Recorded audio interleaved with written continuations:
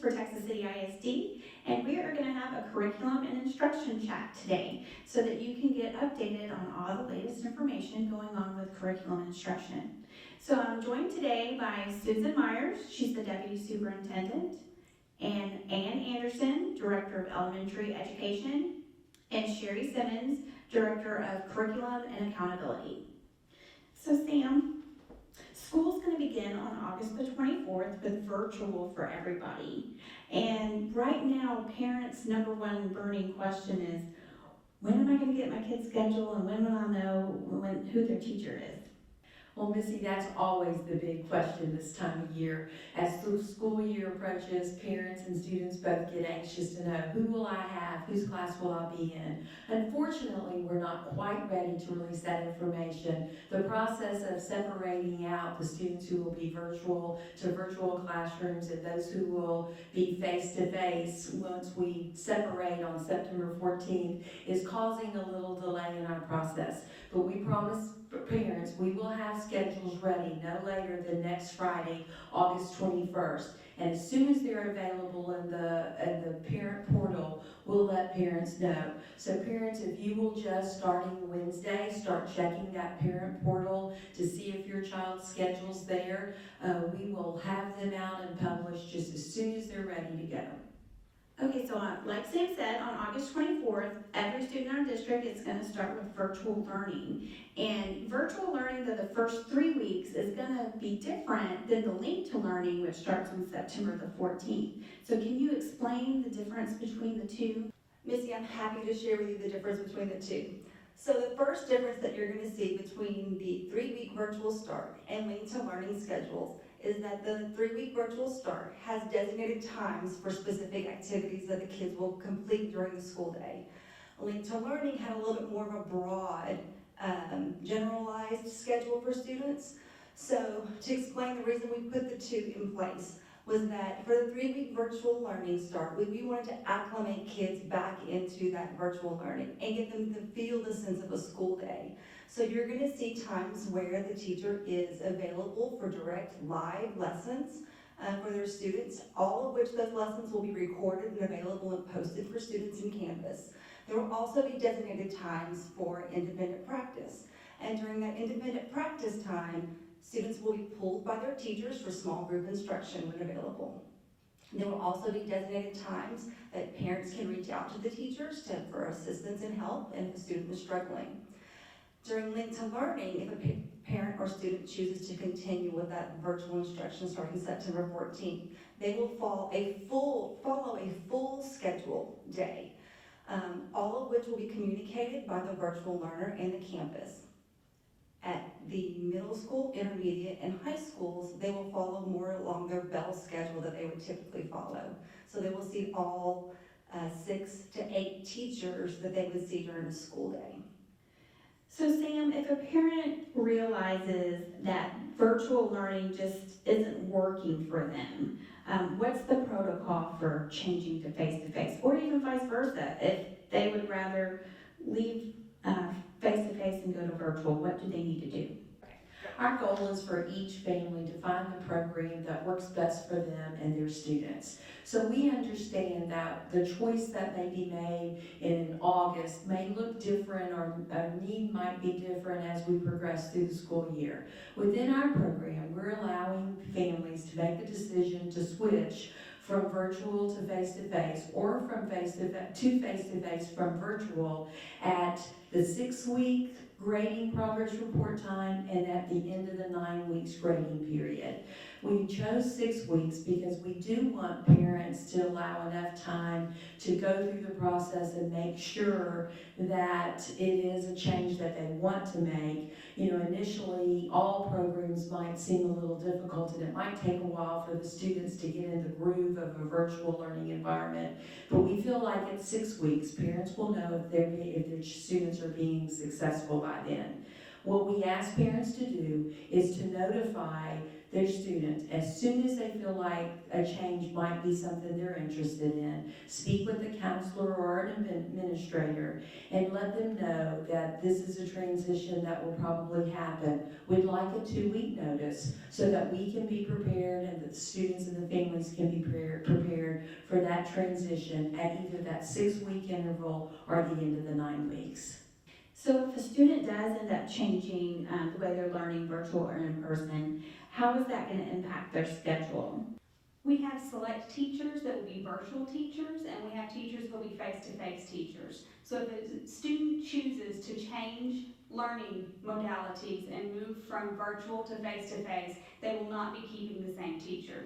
However, what we have done is we do plan to start all students with the teacher that they will continue with. If they are a virtual learner who's going to continue virtual learning on September 14th, they will start with their virtual teacher. If they're a student who will be a face-to-face student on September 14th, then they will begin virtual instruction the first 3 weeks with whoever their face-to-face teacher will be when school begins. So Sam, for the students who are staying home after September 14th to do their virtual learning, are they going to need workbooks or textbooks or are they going to need that school supply list that we published? They might need some of the materials on the school supply list, but of course that will be the parent's option, whether or not they purchase and utilize those materials. As far as workbooks and other instructional resources like textbooks, those will be made available to our virtual learners. Campuses will be gathering those materials for each of our virtual students and notifying parents when they're ready to pick up prior to our Links for Learning Academy start on September 14th. Another big question that parents have been having or wanting to know the reason, we're doing virtual learning during the day and it's live, and so they're wanting to know why we're not doing it with more flexibility like in the spring. The instructional model that we'll be rolling out for virtual instruction for the 2020 school year looks much different than the model we rolled out in April. As everyone knows, that was an emergency situation. We put together the best plan we could very quickly and to get instruction to our students. However, we've had more time and more direction from the Texas Education Agency this fall with the expectation for virtual learnings. The expectation is that the virtual school day mirror the regular school day, that students are engaged in direct instruction and also given opportunities for independent practice. So as much as we appreciate all the struggles and the help and support that our families gave us last year, this year we really are trying to switch that burden back to the classroom teacher to provide that direct instruction and monitoring of students. Of course, there will be opportunities for parents to help with those independent practice assignments in the evening or during the school day. As long as the student logs on during the day and we can see that they've engaged in the assignments, we're okay with doing the work that is assigned for practice with the parents in the evening. But the essential difference is that during the school day, the students and the teachers are actively engaged in that direct instruction piece. So Sherry, I know that there are classes that cannot be done virtually, like welding and cosmetology. So if a student is only doing virtual, are they going to have to drop those classes and change their schedule? Many of these CTE courses that students need are for specific certification or for endorsement that they're already pursuing. So our hope is to make the accommodations for that student, whether that means scheduling those students, virtual students, in the first 2 periods of the day or the last 2 periods of the day. So we're going to do our best to make those accommodations. So Sam, when the school board agreed to let the students who are virtual still participate in extracurricular activities, I think there was confusion about them being able to come up during the day for a class. So can you clear that up for those that are virtual students but still participating in activities? Students who are participating in extracurricular activities who are also virtual learners may participate in those activities before and after school practices and events, but not during the school day. So Ann, Sam talked about taking the burden off of parents and that teachers will be doing all the teaching to our virtual students. But I know that the district is doing some things to help out our daycares and our parents who are going to be home with their kids. So can you explain what the district's going to do to help them out? Sure, Missy. For parents, the district is going to create a parent video that's going to walk parents through how to log into Canvas, exactly what they're going to see, how to submit assignments, and all of the pieces that they'll need to know to help their students on those first few days as we begin the virtual learning journey. For daycares, we're going to provide training on Thursday, August 20th at 4 p.m. We've contacted many of the local daycares. Mr. Jackson has helped us with that endeavor, and those daycares are going to log into a Zoom meeting, and we're going to walk them through that exact same process so that daycares know how to help students log into Canvas, begin their virtual work, so that they're able to do that during the time they're at daycare. So Ann, the students who are coming to school during the day at the secondary level, they'll attend their athletic periods and their fine arts periods as well as their core classes. But what about elementary? Are we still going to have computer and music and PE for our elementary kids? PE, computer, music is going to look different for this next year as we are social distancing. There will be structured activities that will be provided for the students. PE, computer, music teachers will push into the classrooms and help give the student brain breaks and conduct curriculum inside the classrooms. So Sam, how does the district plan to help keep students socially distanced in the classroom and in our hallways? That certainly will be a challenge for us, Missy, but each campus principal has worked tirelessly to come up with a plan that it will be effective for their campus to ensure that students are social distancing throughout the day. In the classrooms, they have measured out their space, their square footage. We've removed furniture from classrooms to allow us to achieve social distancing from 5 to 6 feet between desks in our classrooms. In the hallways, it will be practiced.